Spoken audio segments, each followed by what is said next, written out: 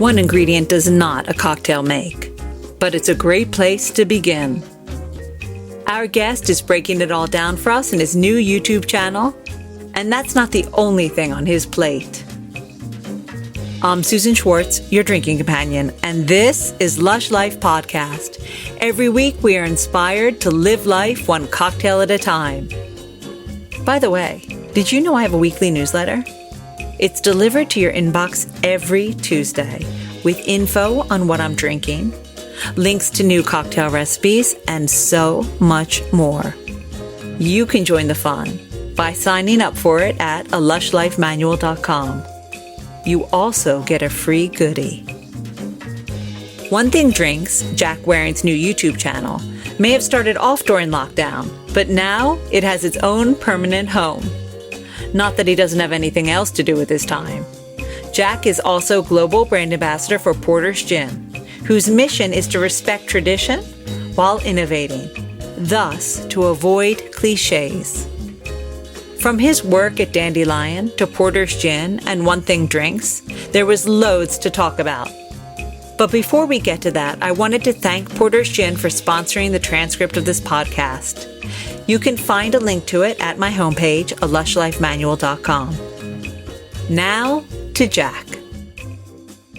I am so excited to be drinking this Negroni that you sent me. I love the idea of sending a Negroni.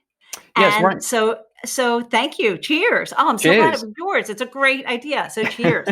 Cheers. What a great way to start a show. Right? Yeah, as if only every show could start like this, right? Exactly. Every show, every TV show, every film, everything. So I'm taking one more sip. And then we'll delve right in. So Jack Wareing. Hi. Brand ambassador, Porter's Gin.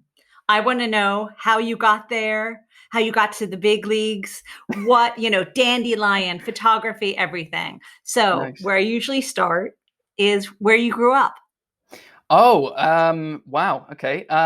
So I way grew up back when. Yeah. Wait. Yeah. This is So I grew up in a little place called Northampton, which is kind of like an hour and a half north of London.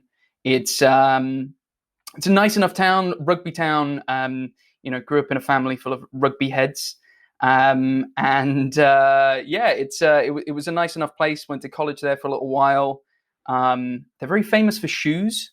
There's a shoe museum in Northampton which actually has like the famous shoes of rock, and so they have like David Bowie shoes. They have Elton John shoes. They have It is a rockin' town. I love shoes, but that's a whole nother podcast. Podcast. What was it? It was Kinky Boots is set there. You know the musical. Of course. Yeah, that's set in Northampton. So that's Northampton.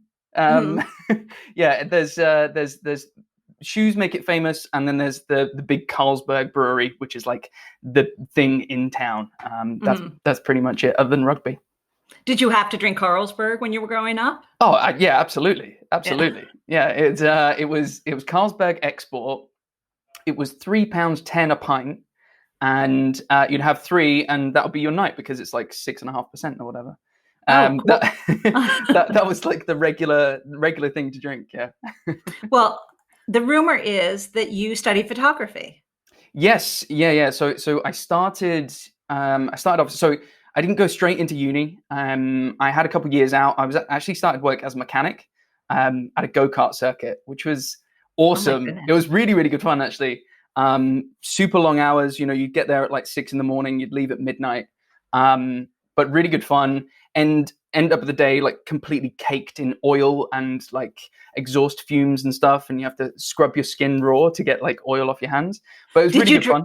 Did you drive them? Is that the right word? Yeah. Did you go? Yes. You drove them as well as? Yes and no. Did you compete? No. I'm a little bit too heavy to compete. Unfortunately, you got to be somewhat of a jockey. I'm about the right size, but I'm a little bit too heavy. So it's and then you also have to start driving at like 6 or something in order to kind of build up the muscle memory and stuff. So I started a little bit late in the game, but this was something just to earn money whilst I was studying, and I started off actually studying sculpture. So I wanted to be a sculptor when finished school and everything, and and yeah, that's what I wanted to get into. And my tutor, who was teaching me at the time, I was making lots of stuff to do with photography. So I was making cameras from like bits and pieces that I found around. I used to make cameras from like TV sets and like mannequins and like anything I could get my hands on, like paint cans and stuff. I used to make cameras from. And they pushed me into photography because I figured, well, I spoke with my mum about this, and she said, "There's no money in sculpture. Like, how are you going to get paid doing sculpture?" So, I went into photography being a bit more of a legit kind of moneymaker kind of scheme. Mm-hmm. And then I moved down to Guildford to study that, which was really good fun.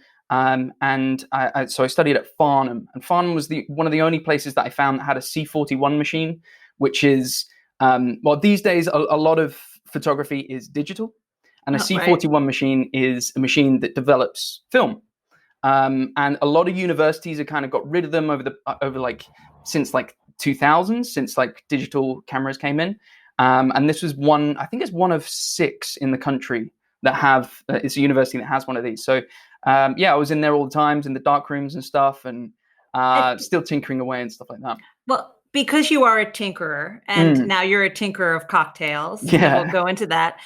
Did you feel that moving from sculpture and also go-kart, mechanism, being a mechanic, whatever that word, mechanist, that you missed using your hands to create something as you went into photography?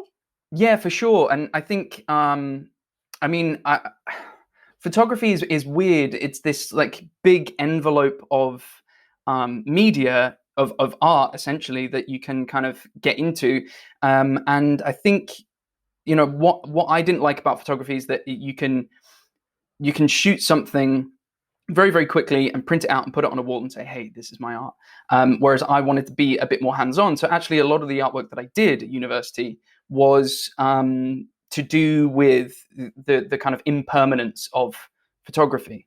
Mm-hmm. So I shot a lot with, I printed a lot onto thermal imaging paper, which is the same kind of paper that you get in a receipt roll. So there's no ink, it's heat that actually like makes the image. And over time, these things degrade, especially if you leave them out in the sunlight or if you put them near a heat source and stuff. So I made a few kind of installations that would destroy themselves through time. So you'd leave them like they'd be up on a wall near a window, and then over time they'd kind of gray out and they'd be completely destroyed. So ephemeral. So it's there 1 minute, and then kind of like a cocktail. It's there 1 minute, and then it's gone the next into someone's, down someone's throat. I love it. So how did this? I'm going to guess, but I'll probably be wrong. On the side, were you bartending to make money? Kind of, yeah. Well, I mean, to make money being a photographer, you have to sell your soul to like the wedding industry. If you're not like incredibly talented, and I wasn't incredibly talented by any standards. So I tried this wedding game thing, and it's a lot of hard work, and I really hated it. And you really do have to sell your soul to it. And so every kind of struggling artist kind of leans on booze at one point or another. And I found myself, in bars more, talking with bartenders more. And I did get 1 or 2 kind of like part-time jobs and stuff, just like cleaning glasses and picking up glasses and stuff. And then it wasn't until I finished my degree that I really like properly got into cocktail bartending, which is in Guildford. There's a little bar just over by the theatre, which was called Bar des Arts. And it's like a two-man bar. Probably like 10 seats, but it was like the swankiest cocktails in Guildford. Like all the other bars were doing like 2-for-1 drinks and all this stuff, and like pitchers and stuff like that. And this was the place that was actually doing like proper Negronis, proper old fashions, all this stuff. And being next to the theatre and being a kind of Guildford is a music town. Like all the colleges there are either music or theatre or musical theatre. So all the guys who were working there were really over the top, like really engaging, and they were all either actors or musicians. So I really kind of got along with everybody, and I really fell in love with it because of the way they were selling it. and yeah, it just kind of took off from there. Really, it was a kind of thing where I could still flex that kind of artistic muscle. You're making something, you're using your hands, you're talking with people. It was something that I really kind of pretty much instantly fell in love with. It was like, why am I making art for myself that no one's going to see when I can be in front of people every day and every night and make people happy that way. So it's really surprising because being an artist, a sculptor, any kind of artist, really a writer, it's quite a solitary job. Yeah, it's solitary passion. Even if you are taking photos of weddings, you're still alone creating that. absolutely. And so sometimes I would think people aren't so good at being outside that space or loving to be with other people. Yes. So yes, it's interesting that you found that. And yeah, I think it was more, it's that instant gratification which you don't get with art, with photography, because you spend 6 months packed away in your space, in your studio, or you're like making stuff, and then you go through the whole rigmarole of like inviting people and getting people involved and all this stuff, and then you finally have this one big day where everybody comes and takes a look at your stuff, and then it's all done, and then you're like, and they could hate it. What do we do now? Exactly, yeah. Whereas bartending, oh, you made a mistake. Whereas bartending, yeah, it's pretty much if you make a mojito, okay, someone's gonna like it, or gin and tonic is not, that kind of part is not so hard. And making it well obviously takes an art, but then even if you do it wrong, and if you do make a mistake, you can correct it then and there. It's not something that's like, you don't have to wait for reviews or wait for someone to say something or anything. It's you can say, how's your drink, and they say, actually, I really don't like it. I was like, fine, let me make you something else. Like, there's no big deal about it, which is really nice, I think. Right. It's kind of like if Michelangelo had slipped while making the David, he would have to start it with a whole new stone. Right. Yeah. That too, as a sculptor. So Guildford, you were making drinks. Mm-hmm. Was there an immediate call to London? Did you think that was where you needed to go next, or did you travel somewhere else? Well, being a photographer, in order to kind of be seen, I always thought London was the place that I needed to be. It was either London or Bristol, and we settled on London because our housemates wanted to go to London as well. And we were like, well, let's all go to London together. Let's all share a flat, and let's just do it. And no one had any ideas what to do at all. So it was just the kind of thing where I was leaning on kind of bartending at the time, and we moved to Croydon, the bright lights and dizzying heights of Croydon, and which was, it was fine. South Croydon, there's like a little strip that's like, they call it the restaurant mile, and it's every single shop is a restaurant, and they're all different cuisines and stuff, and it was actually really, really cool. I loved it, and I got a phone call from my girlfriend's cousin, who was just opening a hotel. So she was a financial controller. She's just opening this hotel. Hey, I heard you're looking for work. Why don't you come and try out? And this is the Mondrian, which was called. It's the Sea it was Containers. called. Yes, it was called. But it was called the Mondrian back then.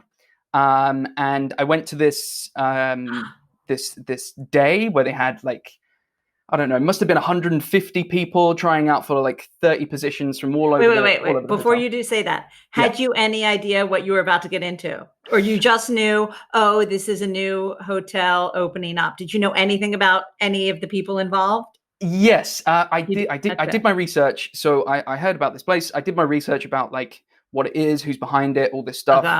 Okay. Had you heard of these people before? I'd heard of Marcus and Nathan. And I hadn't really heard about Ryan or Ian, but I'd certainly heard about Marcus and Nathan, and kind of had a little look at the kind of bump, and look at what we're doing, and had a look at what Dandelion was supposed to be in the pre-renders and stuff, on their website. So when you went into this room of 150, did you feel like, oh my God, I've got there's so much pressure, or, oh, I don't really know that much about it, so there's not so much pressure? It was kind of strange because I didn't have a job in London at that time. So I was just kind of sitting on my savings for a little bit, trying to find something. I put my CV into local bars and stuff, And I was like, why not? So there actually wasn't that much pressure. I just thought like, well, I might get a job out of this, so let's go. All right, back to the 150 people in one room Yeah. crying. So it's the kind of thing where everyone's in the same space at the same time, and you kind of start off in a group of 20, and then like 10 people go off and this speak to this person, 10 people go off and speak to that person. And I got kind of whittled down to like 6 people. And I sat on the table with Marcus, and kind of chatted with him for a little bit and kind of talking about what I was doing and all this stuff. And I said, hey, look, I really want to work for Dandelion. I think I can be a real asset to this place. And the first thing he said was, well, all positions are filled, so there's no way we can get you on. And I said, look, I don't mind just glass collecting or just like polishing glasses or whatever. I just want to be part of this team. And he said, look, you're not going to enjoy it here doing that, so I'm going to put you in the restaurant. So he started me off on the bar on the restaurant just next door, so over the hall. And that was really great. I kind of had one of the best people I've ever met was at that restaurant, which is a guy called Alex Casey, who recently left, but he was at Mausch, and he was the wine guy at Mausch over there. And he's this kind of 6'4", big grey hair Australian kind of string bean dude who was incredibly amazing with wine, and he kind of turned me on to wine. So I hadn't really kind of like looked at wine before until I got to that place, and I just kind of dove in. I did all my WSETs. I wanted to be the wine guy. Especially that restaurant, it wasn't like a Michelin star place, so it wasn't kind of like suit and tie. You weren't like serving people with hands behind your back. It was very much more relaxed. I fell in love with that. And then after about kind of 6 months or so, as with all openings, kind of you get this shift in staff and people start moving on and doing other things and opening the next place and the next place. And every time, so Dandelion was just over the hall. So every time we'd close the bar at the restaurant, I'd go and speak with the guys over in Dandelion. I'd just be like, hey, how are you? Trying to get to know people. And I met kind of Aidan Bowie and a couple of the other guys there who I really kind of hit it off with. And James Wheeler and stuff like that, who's one of the best people in the industry.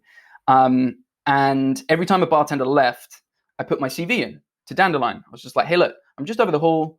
Don't really need to do much. Like, just like change where I work, and yeah, I'm here.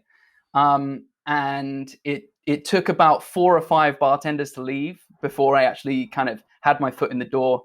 And that was it. You know, it was persistence more than anything. I mean, coming into Mondrian, I was really inexperienced. Taking a look at the other guys and Dandelion and stuff, who'd been working in the industry, like really high-end cocktail bars for 4 or 5 years and stuff.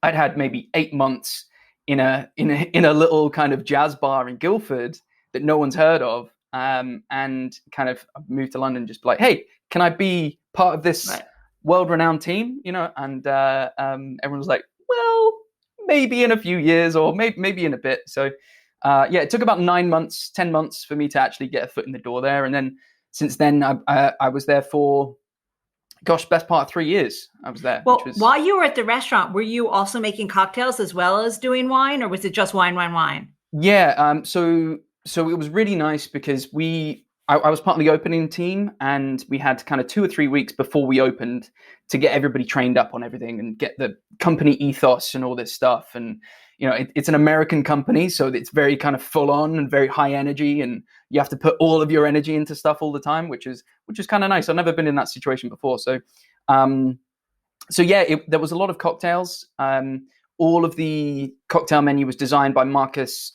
Nathan, Ryan, and Ian. Mm-hmm. So it was really cool because we got to spend kind of quite a lot of really good quality time, especially with Ian, kind of training us up on everything and kind of, why does this taste good? Why is that good? And really kind of like the fundamentals and the basics. We had kind of 2 months, pretty intensive, real kind of connection with, especially Ian, who really kind of took us under his wing. kind of laid the foundation for everything cocktails that I now know, which is pretty awesome. It's amazing. It's like trial, but like it's the best apprenticeship you could have, really, if you want to get into what you're doing and the world of high-end cocktails. Now, we could spend hours talking about your time at Dandelion, but what do you feel was for the 3 years that you were there? 3 years, right? 3 years that you just were under there. 3 years, yeah. Just under 3 years. I guess, how did you see yourself progress, and what did you really take away from it? From that time. Tell me all that stuff. So I think the best part of what I was really kind of thrown in at the deep end with Dandelion. I knew it was an amazing place, and when I joined, we're about a month away or 2 months away from the first Tales nomination. And so at Tales the Cocktail that year, it was Best New International Bar, or Best New Bar at that time. And I didn't really know too much about Tales of the Cocktails then. And then I really kind of like researched it. I was like, okay, this is like the Oscars. This is crazy. Yeah, exactly. It was the kind of thing where I kind of read about this, and then I was like, oh, I'm part of this team now. I've got to be this good. There's no, I can't let the team down. So it was really do or die at that moment. And very early on, Alex Lawrence came on board. And we kind of hit it off, and he was really good to me. And I was kind of seen as the youngster, even though I was a little bit older than everybody, which is kind of interesting. Right. But I mean, in my bartending career, I was very much the youngster. So yeah, and then being kind of almost tutored by Aidan and Alex and stuff, and really being spoiled that way. It's like, actually, these guys are, some of the best in the industry worldwide, let alone in London. I think some of the best stuff there was the creativity. And speaking with kind of Ryan and Ian, they were very, very particular about what creativity was, and how it's very easy to be seen as kind of wanky or bartendery, or kind of doing something because it's kind of stunning, or because it's Instagrammable or something. Whereas their creativity was all about kind of why. Well, why are we doing this? Why is this here? Why is that there? And why is every ingredient in this drink? Why are you making it this way? Why is the garnish like this? Why is the glass like that? After about a year, we all had a hand in making the next couple of menus, which was really great. It was the kind of thing where we'd all sit down kind of 6-8 months before the menu is going to launch, and they'd tell us what the theme is for the next menu. And then it's just a free for all. You're encouraged you're encouraged to kind of get lost in Wikipedia black holes, and like go speak with like professionals and stuff in libraries and stuff like this, and really go wild with it. And that just appealed to my nature, because like that's what I do for photography, and that's what I do for art. So like, this is amazing. Like how can I make this really work for me? So that was really cool. And you spending 6 months making one drink, you really get to know everything about why you're doing something, which is great. I guess, how did you find, because a lot of people that I interview come from a food background, or they always love food, or they read about food. Was that kind of an easy thing to pick up? Because we'll talk about your YouTube channel in a second, about using one ingredient, to make many, many different things. But did you feel that came naturally to you, about what to mix with what, or that was really the education that you received there? Yeah, I think both. Or both. Well, I come from a family where we have a really good relationship with food, but it's never anything too special or fancy. And my brother works in beef, and he's like the chef of the family. So he'd cook kind of Christmas dinner and all that kind of stuff, like 6 courses and stuff like that. So he'd go really hog wild with it, and it was his passion that really sparked, like, actually, like, why is this tasty and stuff like that. So I never really thought about food too much. I didn't come from a food background, but it was the it was more the creative aspect of like taking raw ingredients and making them taste like whatever you want them to taste like, or getting the most out of what you've got.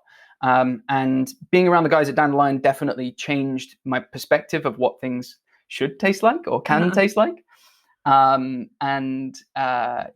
was very much, I learned on the job there about what kind of how things interact with each other, how ingredients interact with each other, and how tastes have moved on from kind of what we had before. Now, did that lead you to start competing? Because I see that you won, and I always get this wrong, the Auchentoshan New You World nailed Order. Yay, Auchentoshan. New World Order.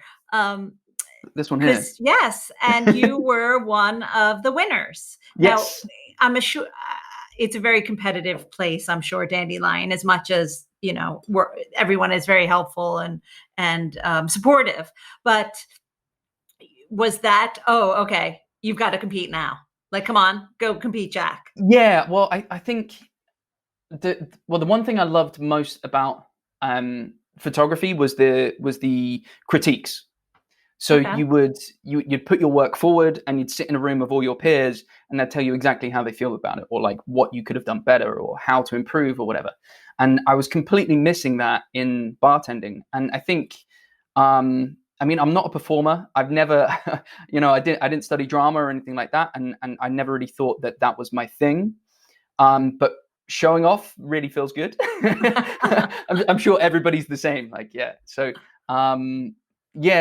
I was really pushed into it through Aiden, who was gearing up for world class at the time and all the rest, and really looking at kind of the work and the amount of effort that goes into one of these competitions. I was really amazed with it, and it's like, wow, I really want to do this for myself, see if I can do it. It wasn't so much of I'm better than everyone, I really want to show the world. It was more of like I wonder if I can, I wonder if I'm good enough. It was more to prove to myself whether I could do it. So that competition was amazing. So we had to make a drink. We had to make our own bitter. Wait, was that your first one? Or yeah, my very first one. No way. It was your first one. I was Yeah. All right. So tell me, you had to make a bitter, right?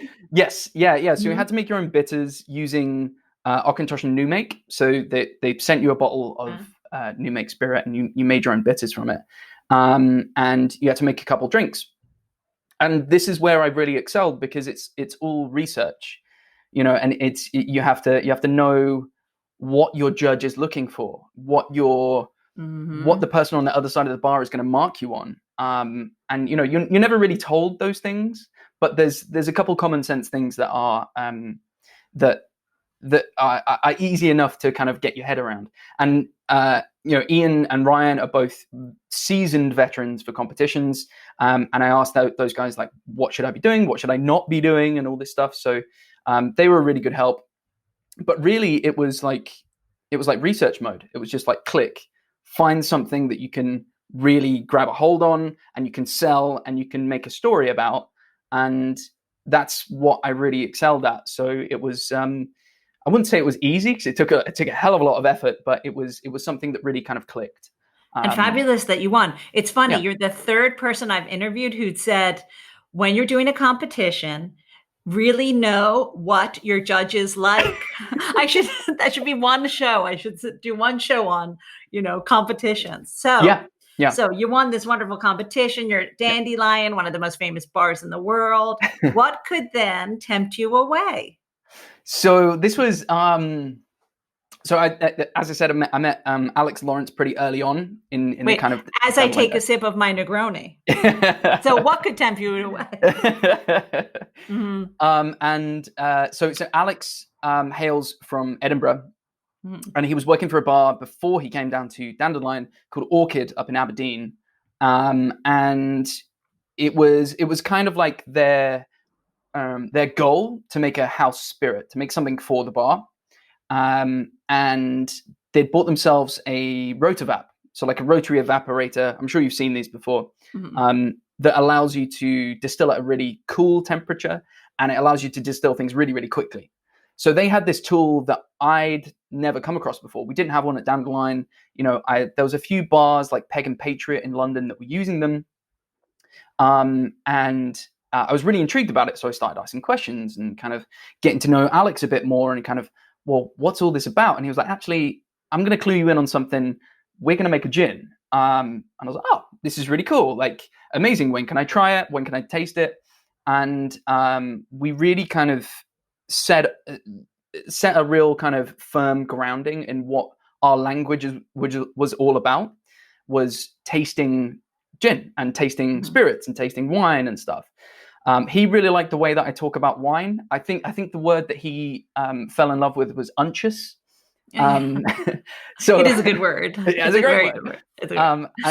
And so I was quite descriptive when talking about kind of what drinks taste like and what wine does, and evocative emotions and stuff like that.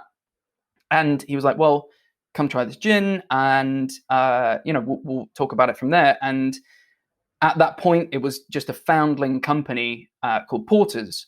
That was, we're going to make this spirit for the bar. It's going to be a reason why people come to the bar, because we make it in-house. And Alex got really excited about it. And it was the kind of thing, it's like, actually, now we're doing this, we probably should share it with everybody else. And at that point, they'd been doing it for about 2.5, 3 years, maybe. No, about a year and a half. And they finally had some liquid so I could try it. And I was like, oh, wow, this is really cool. I started doing a couple of little pop-up events for those guys. They one thing I was really bad at is one thing why I was a horrible photographer is I didn't value my time. So I didn't charge people for what I did.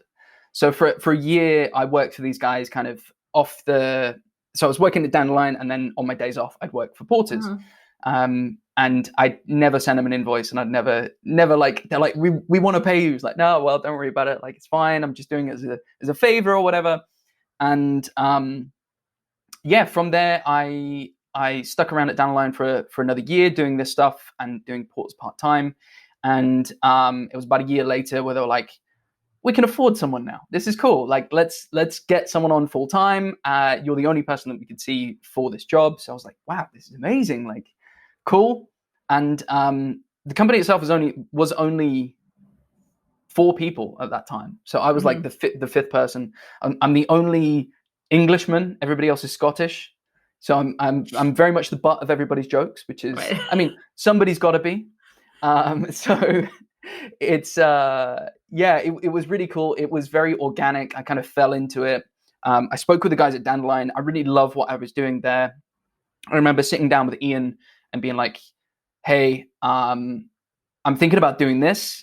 And he was like, dude, this is amazing. This is an amazing opportunity for you. I was expecting him to be like, no, like, you can't leave ever. Yeah, you can't leave. You're sticking here. But he was super supportive. And, I chatted with him a few times about like what to expect, because I'd never known that side of the bar. I've never been a rep for anything. I'd never known that kind of ambassadorship. You get to speak with a load of ambassadors on the bar, but like nothing really kind of day to day. So, well, it sounded like you were doing it anyway, not realizing that you were doing it, but on that weekends and all that, Yeah. And I remember I think it's 2.5 years ago, Tales on Tour in Edinburgh, because Porter's had an event. Yes. And that's when I first was introduced to it. And I went to that event and I was like, this is really good. And I had a little conversation, I think with Alex in the hall with my little tape recorder. And I think it's somewhere on, one of my podcasts somewhere, way back when. And that was the first time. And that was when they only had one expression, or maybe I was wrong. They may have had the Old Tom as well.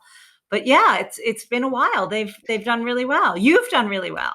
So what was it like, the transition of being who you are now, the brand ambassador? It's actually very. I thought it was going to be a big shift, but actually, you were doing all those things anyway, so it wasn't that much of a jarring difference. I think the main difference is the way you use your creativity is completely different, and the way that you wake up is different. Working at a bar, you get there at 4 p.m. and you're there until 3 a.m. Right. And answering emails at 9 o'clock, and being at your desk at 9 o'clock is not an energy that I was used to. And so that was the biggest difference. I think that was the biggest kind of change. But the creativity and the innovation and the way we talk about drinks, the way I talk about drinks anyway, has changed dramatically. Because this is going to sound a bit weird, but like I was kind of focused on what I was doing here, and I had my little box of ice and my cocktails and stuff that I was making, and now all of a sudden you're kind of opened up to what the world does. And we're quite fortunate now. Well, we've been working very hard at it, but we're in 14 countries now, and this is something which was, when I started, we were here in the UK, and we were in the Netherlands because we've got really good friends over there and all that stuff. So it's something that is really, really different, looking at things globally instead of just like your little part of the world. That's the biggest change, I think. And it's still pretty overwhelming because you look at the kind of the bartending community as a whole globally. Even though it's amazing to go to new places and new towns and new cities, new countries, and you say, hey, I'm a bartender, or like I used to be a bartender here, or I used to work there, and they're like, oh, amazing, like come see my friend's restaurant and let's go here for a drink and that and stuff. You have this like global kind of family. You suddenly realize that your town that you're in, is a very small speck compared to the rest of the world, and that makes you feel pretty humble, that there's so much more out there, and you can always do more, which is a big kind of concept for me. But yeah, well, it's yeah. No, I was going to say, well, let's talk about the spirit itself and how you've seen it grown. When you started, was there just one expression, the gin? Yeah, so it was the modern classic, and what really kind of turned me on with it was that they're using cold distillation as well as traditional distillation. So modern classic. So having this modern technique and this classic technique put together. And what really turned me on was that the guys behind it, so Ben and Josh and Alex, had really thought about why and where they want it drunk. It wasn't just like, hey, we've got a shed and loads of spare time, we're going to make a gin and just put it out. It was very much like, what do we want this drunk in? How do we want it drunk? And who do we want it drunk by? And I've never seen a spirits company do that before. I've never known of a spirits company do that before, especially a brand new one. The fact that all the stills and stuff are underneath the bar was pretty cool. I'd never seen that before either. And having to, I went up to Aberdeen and had a look at the place and had a look at we call it the Micro Distillery, because it's a stock room that's been converted into a little still room. Having a look at all the all the attempts at making something delicious. So they have it's like a library bookcase, but it's full of distillates. And this is it represents like a year and a half worth of experimentation. And some of them are like grass from the common, like outside the bar. Some of them are like old fruit left lying around. Some things are like lost and found, so like stuff that people have left in the bar or whatever. And you kind of have a look at these and it's like, wow, this is like, I never really thought about this systematically. And it wasn't until Josh got hold of Buddha's hand, which I really kind of was like, that funny looking fruit, which they can find on your Instagram. Yeah. I had never seen it before your Instagram. I was like, it's super weird. I actually thought that was a vase. I thought that was like a vase sitting there. And then you said, this is a fruit. Yes. Yeah. It's never seen it before. It's a citrus fruit from China. And it's one of the oldest citrus fruits in the world. It's like the great granddaddy of lemons and limes. And it looks like a tentacle, like a big octopus, big yellow octopus. Looks like an art project. It's sculpture that you could have made in your class, right?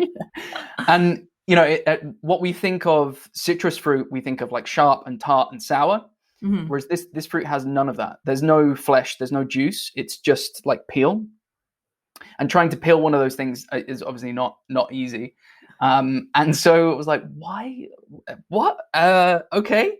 And that really kind of it ticked a couple boxes in my head. Because like, these guys have really thought about what they're doing.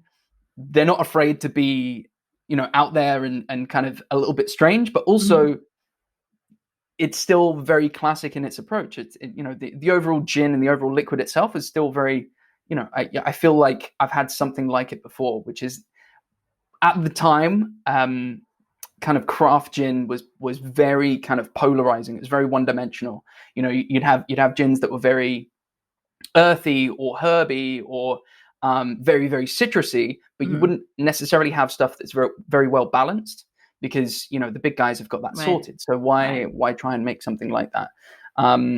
So yeah, I was really turned on to the way they thought that we want to make something that's classic and approachable, but still being kind of pushing the boundaries and still kind of modern, and without being kind of one dimensional, without being cliche, which was one thing I was always trying to avoid at university, and like making art and photography. Always trying to avoid cliches. Of course. Yeah. And so was there next was the Old Tom and now Orchard. So I guess they took that approach with the Old Tom, it being tropical. Yes. Yeah. So it's the Old Tom. The Old Tom started off as a bit of an argument, actually, which was interesting. I mean, the way that we kind of do new product development is that we all sit down on a table at the bar in Aberdeen with a bottle of whiskey, and we discuss, and then the bottle of whiskey gets drunk, and no one leaves until we find out what we're doing next. And it was probably like an hour or two in, and we were all getting a bit frustrated, going around in circles and stuff. And Alex stands up and just goes, "You know what? Let's just make a tiki gin," and just like storms out, goes for a cigarette, and then everybody else in the room was just like, "Huh, maybe we could do a tiki gin." So going through that kind of process of like what is that's tiki, why it's tropical. Yeah, and seeing that we're not one for doing something that other people have done. What's the point? That's one thing that we all learned from Dandelion. It's like if you see a picture of it or if you hear of it, it's already too late to right. Of course, somebody else has already done it. So yeah, going through the process of like, what can we do, and then looking at kind of drinks trends at the time, and still now, the porn star martini is the most popular drink in the world right now. Or is it just the UK? I think it might be worldwide. Yeah, it's between that and always the pina colada, I think, isn't it? Yeah. So we were thinking about like passion fruits. That's like something that not everybody is aware of, and you don't really see a lot of generally. I mean, I was just over in the States, well, in January before everything was kind of locked down, and no one over there knows what a passion fruit is or what it tastes like. That's so funny. I haven't lived in the States for 17 years, so I don't know. Yeah. I mean, I remember actually one of my first drinks here was a porn star martini with chili. So it was a little twist on it. And that used to be my drink all the time. And maybe it's because I didn't have that much passion fruit in New York. I don't remember. Yeah. So, so that's why I like it so much. Yeah. So the whole idea of that was, we wanted to make something that we know people are going to enjoy, but also without being twee and kind of cliche of all the gins that were coming out at the time, which was like rhubarb and ginger and all this stuff, and make it pink and all this stuff like that. So we wanted to be as playful as pink gin, but without being too on the nose as that. So yeah, we went to a really cool company called Treat, who they're flavor scientists basically, which is the coolest title I think anyone can have. We tried distilling passion fruits in-house underneath the bar, and when you distill passion fruits, they end up tasting like grass because there's so many more different flavors in there, and like the skin and the husk and the seeds and all that stuff.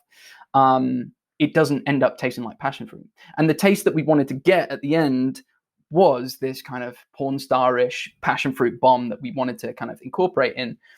And if we wanted to make that in the stills that we had, we'd end up kind of spending loads of money making it, that each bottle made would cost like 120 quid. And no one's going to pay 120 pounds for a bottle of gin. So we had to think kind of laterally and think in a more kind of modern way. So we went to this company, Treat, and they make kind of ridiculous things from fruits and vegetables and things. One thing they do is they isolate chemicals from discarded fruit and veg from the food industry and turn it into industrial compounds. So one thing I always like talking about linalool.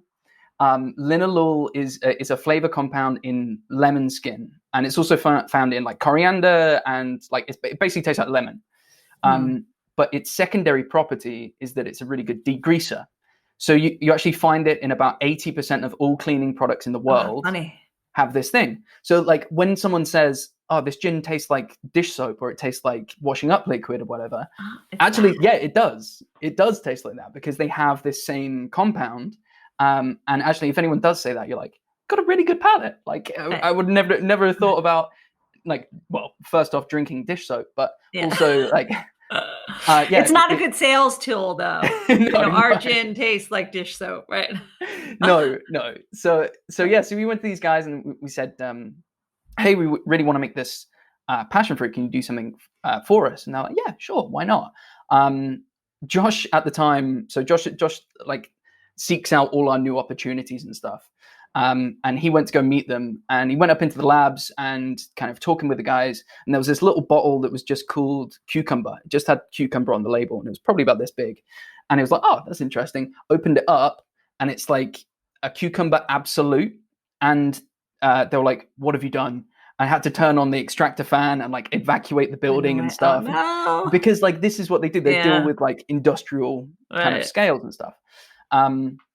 So we are actually one of the first people to actually make something like this with them, which was really nice. You know, we deal with the obstacles that we're given in this real kind of modern way. And rather than putting our hands up and being like, oh, well, we can't do it because we can't do it in-house, we'd much rather, you know, help somebody else or work with somebody else to make something that is truly unique or truly kind of one of a kind or whatever. And that's how kind of Old Tom got born, the Tropical Old Tom got born. And then much more recently, this little puppy here, the Orchard, which was born out of our entire company loves champagne, as I'm sure pretty much everyone in the world does. But what we really love is Rue Art Blanc de Blanc. And that's Alex's kind of like Achilles heel. And so we wanted to emulate kind of the flavors in a really good Blanc de Blanc champagne into gin, and make something that was really kind of special in that respect without being gaudy or kitsch or kind of one-dimensional. And so we're using apple and pear alongside like a black soy distillate as well. So black soy being kind of bready and yeasty and very much kind of like autolytic flavors that you get from champagne. That's that part. And then the apples and pears being that kind of bright fruit kind of nose that you usually get with a really tasty Blanc de Blanc champagne. So yeah, again, we're working with Treat again for that.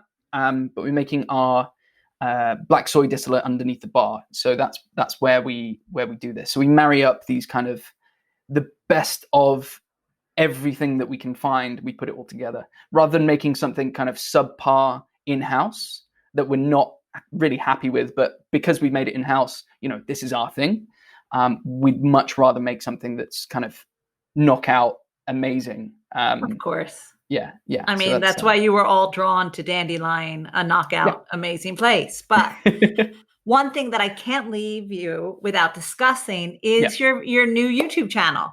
Yes. Yeah. And where now it's One Thing Drinks. So you take one thing and you make 3 cocktails. Yes. One super simple, one make it tasty, and one ultra fancy. Where you do get out all of those things like the sous vide and this, that, and the other. Why did you feel that you wanted to start these?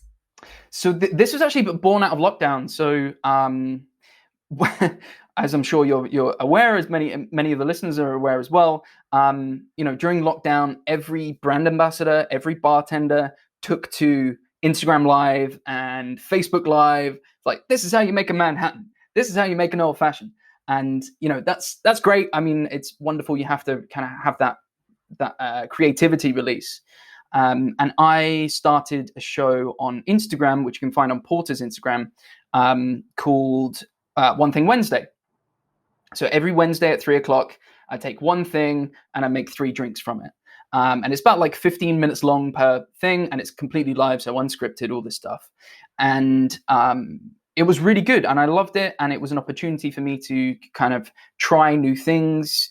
And during lockdown, it's really easy to get stuck in a rut and be like, well, I can't leave this house. I can't, see new stuff. I can't go to my favorite bar. I can't talk ideas with people. And so being forced to make 3 brand new drinks every single week, was a real kind of creative process that was really beneficial. Actually, really got kind of, I was thinking about the next one and the next one and the next one and the next one. So I did this for 26 weeks.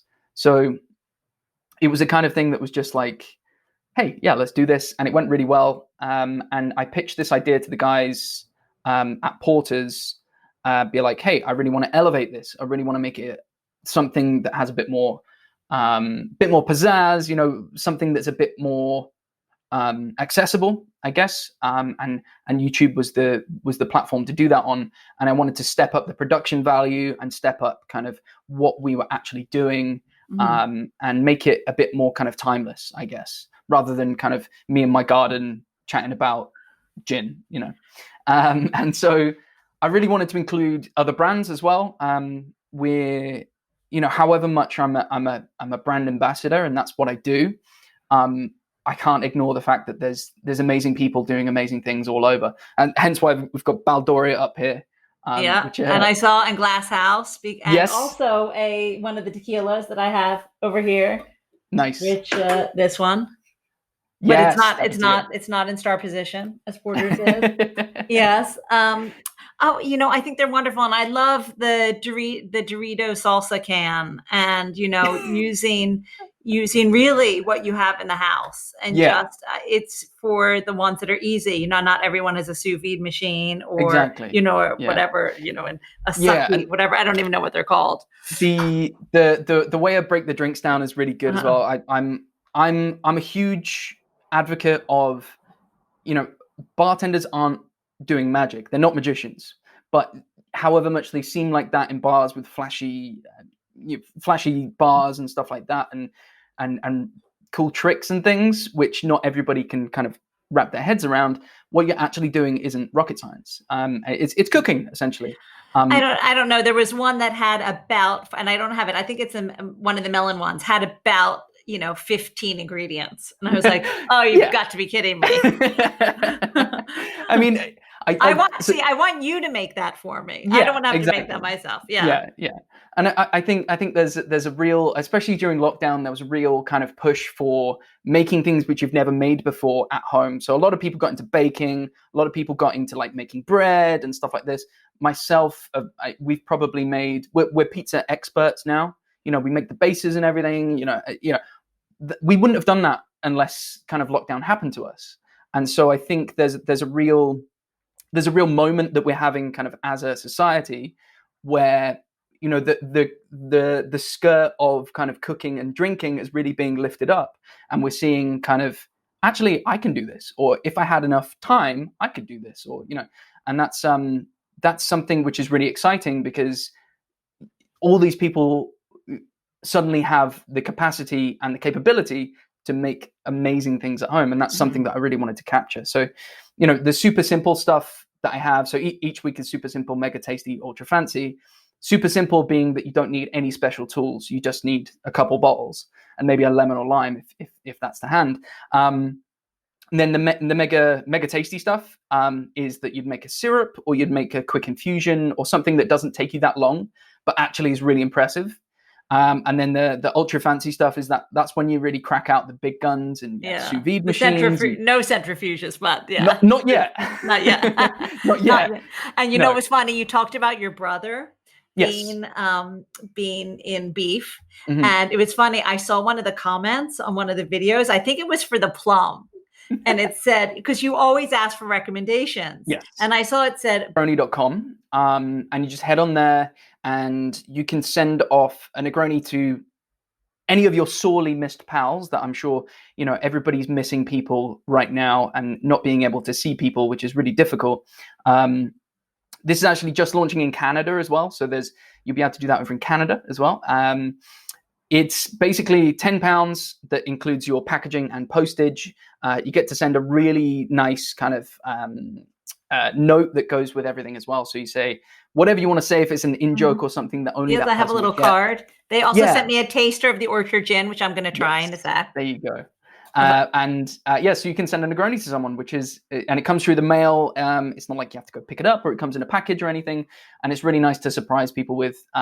It's been going really, really well. We started it off as a bit of a I wondered if people would take this, and actually it's going great guns. And so you can choose from a classic Negroni, a tropical Negroni, or you can get a bag of 5 Negronis.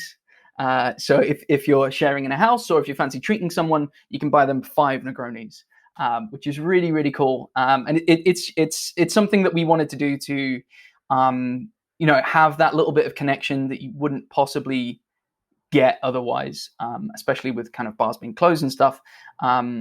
So yeah, it's something that we wanted to, make people aware that, you can still have a drink with your friends rather than, the alternative.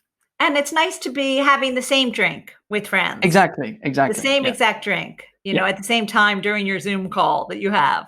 Exactly. And both experience it. Yeah. So I am definitely going to send Negronis. I think it's a great Christmas gift as well. So everyone may be getting Negronis from me. And it has been such a pleasure to have you on the show. It has been so nice to hear your how you got where you did.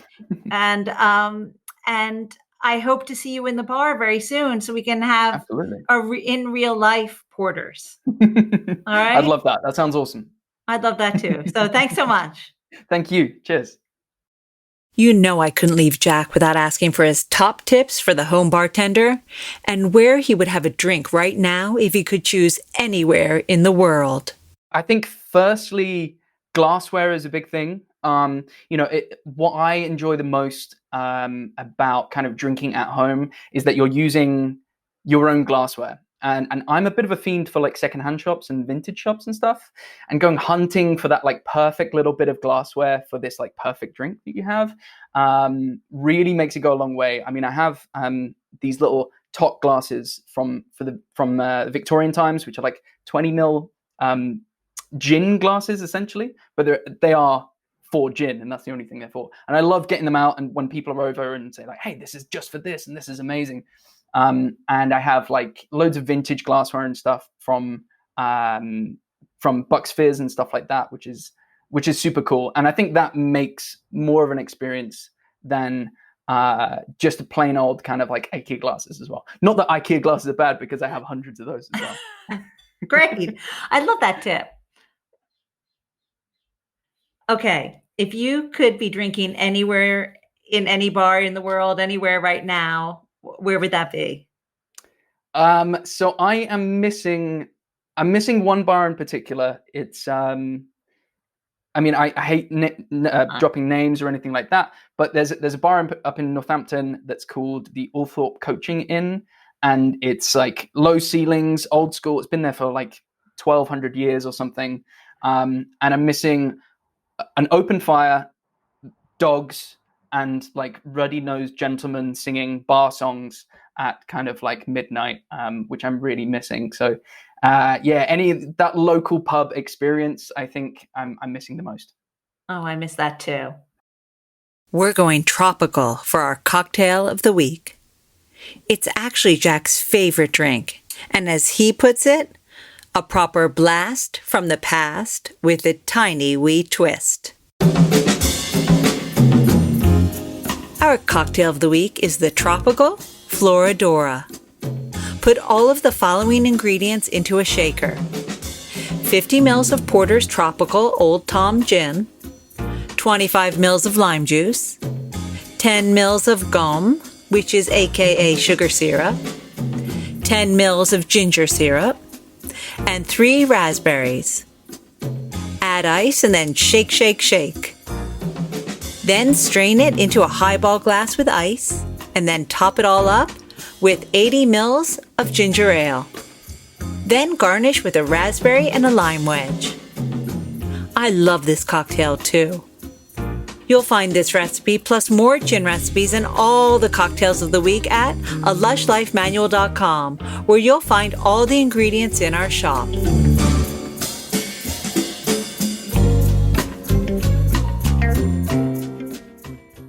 Thank God both the Great British Bake Off and Strictly Come Dancing have found a way to be socially distanced. I don't think I and maybe this whole nation has needed them both as much as we do now. The soggy bottoms and the sparkles flying, this is all the drama I can handle.